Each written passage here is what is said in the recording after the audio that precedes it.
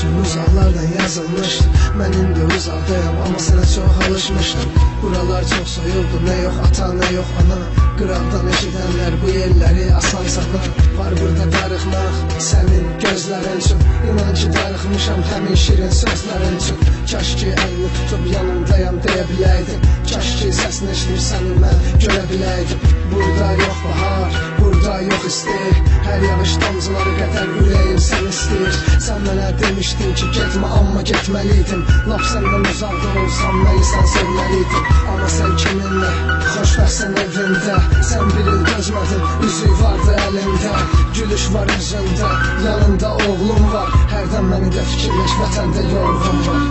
Məktub, əlatsız namələr, hər sətirdə xatirələr, göz yaşı dolu cümlələr, məni sənə mənə izah edər. Məktub, əlatsız namələr, hər sətirdə xatirələr, göz yaşı dolu cümlələr, məni sənə mənə.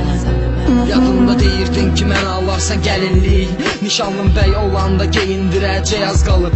Soruşdum hardadır və necədir köhnə sevgilim. Dedilər düzəlib biraz, artıq namaz qılır. Gözlərin, mələklərin hərəkətini də deməyim day. Sən məni tərk edəndən sonra dedim sevməyim day. Bu qədər həsrətdəliyəm, dedilər sevmə bir də. O yerlər çoxdan dəyişib, oralara gəlmə bir də.